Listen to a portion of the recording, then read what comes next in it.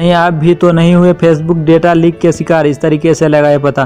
Facebook data breach से आप अच्छी तरह से परिचित होंगे, नहीं है तो हम बता देते हैं। दरअसल हाल ही में मार्क जुकरबर्ग के स्वामित्व वाले सोशल मीडिया प्लेटफॉर्म फेसबुक के 500 मिलियन से अधिक यूजर्स का डेटा हैकिंग साइट पर 5 लीक हो गया था।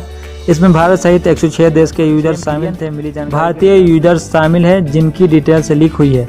लीक हुए डेटा में लोगों के मोबाइल नंबर, नाम, location, Facebook ID, email address और यहां तक कि जन्म तिथि भी शामिल थे।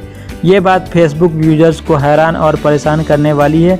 जाहिर सी बात है कि डेटा लीक की इस घटना के बाद ज़्यादातर यूजर इस बात से डरे हुए हैं कि कहीं उनकी डिटेल्स भी तो लीक नहीं हुई है।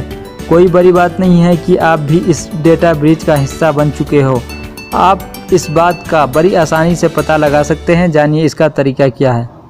क्या आप फेसबुक डेटा ब्रीच का हिस्सा हैं? द वर्ज द्वारा एक रिपोर्ट के मुताबिक ये पता करने के 2 तरीके हैं जो वाकई कारगर हैं।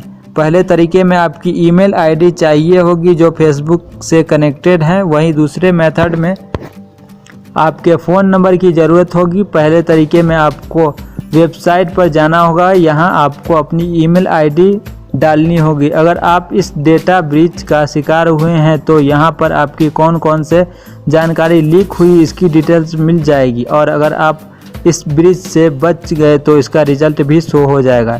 इस साइट के बारे में एक अच्छी बात यह है कि यह भी बताता है कि आपकी लीक हुई ईमेल आईडी किसी दूसरी साइट पर इस्तेमाल हुई थी या नहीं। यह उन तरीकों की भी सिफारिश करता है जिनका उपयोग आप इंटरनेट पर खुद को सुरक्षित करने के लिए कर सकते हैं। दूसरे तरीके में नामक एक दूसरी वेबसाइट का इस्तेमाल किया जा सकता है। आपका फेसबुक डेटा ब्रीच के तहत आता है नहीं।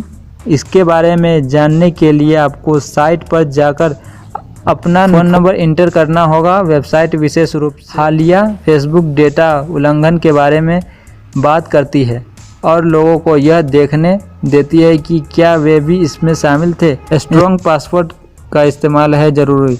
बता दें, ये जानने के लिए बस कुछ ही तरीके हैं कि आप डेटा ब्रीच का हिस्सा रहे हैं या नहीं। यदि आप हैं तो आपको स्ट्रॉन्ग पासवर्ड या पासवर्ड मैनेजर का उपयोग करना चाहिए। आप सिक्योरिटी की एक एक्स्ट्रा लेयर के लिए 2 फैक्टर वेरिफिकेशन एक्टिव कर सकते हैं और बायोमेट्रिक पासवर्ड का उपयोग कर सकते हैं।